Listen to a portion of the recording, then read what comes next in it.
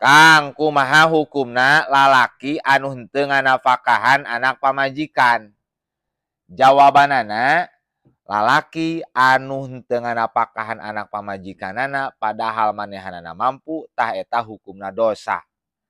Cek Rasulullah sallallahu alaihi wasallam, kafa bil mar'i itsman ayyudayya man yaqutu. Hadis riwayat Abi Daud.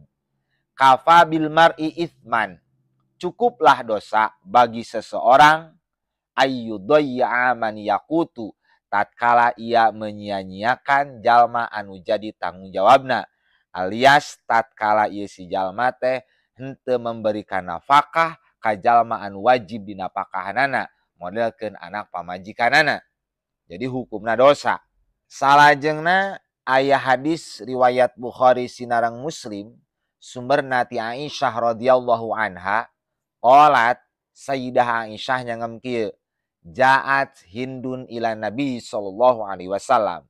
Siti Hindun sumping ka baginda Nabi sallallahu alaihi wasallam, faqalat, tuluy Hindun nyangem kieu, ya Rasulullah, inna Aba Sufyan rajulun syahihun. Sanyana Aba Sufyan teh seorang lelaki, seorang suami anu koret, merepet jahe merege hese. La yu'tini ma yakfini wa waladi, tara memberikan nafkah, tara memberikan biaya hidup anu bisa mencukupi kanggo abdi jeung anak abdi. Illama kecuali perkara akholtu nu nyokot kuring min malihi tina hartana Aba Sufyan, wa huwa bari Aba Sufyan eta la ya'lamu teu apaleun.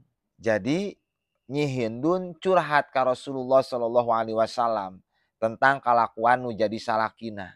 Kacaritakeun salakina teh jelema boga, tapi tara mere nafkah, tara mere biaya hidup anu bisa mencukupi kanggo Nyi Hindun jeung nu jadi anakna. Sehingga Nyi Hindun nyokot duit, nyokot harta Aba Sufyan teu bebeja. Alias Aba Sufyan teu apaleun duitna dicokotan ku Nyi Hindun. Jang biaya hidup Nyi Hindun jeung nu jadi anakna. Maksad Nyi Hindun curhat kitu teh naroskeun ka Rasulullah sallallahu alaihi wasallam dosa atawa henteu kalakuan kitu teh. Faqala, tuluy baginda Nabi sallallahu alaihi wasallam nyangem kieu, khudzi ma yakfiki wa waladaki bil ma'ruf. Nyi Hindun sok we cokot ku anjeun hartana Abi Sufyan secukupna anu bisa mencukupi kanggo anjeun jeung anak anjeun bil ma'rufi, dengan ma'ruf, dengan baik, tidak berlebih-lebihan, tapi secukupna, ukuran normal, ukuran standar anu bisa mencukupi biaya hidup anjeun jeung anak anjeun.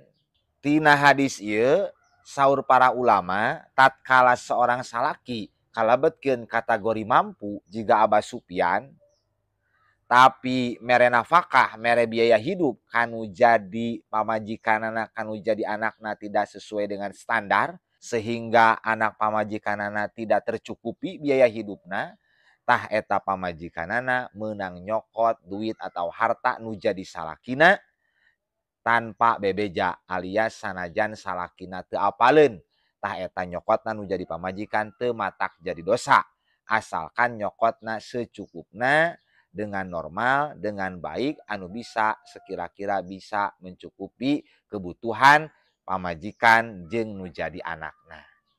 Wallahu a'lam bishawab.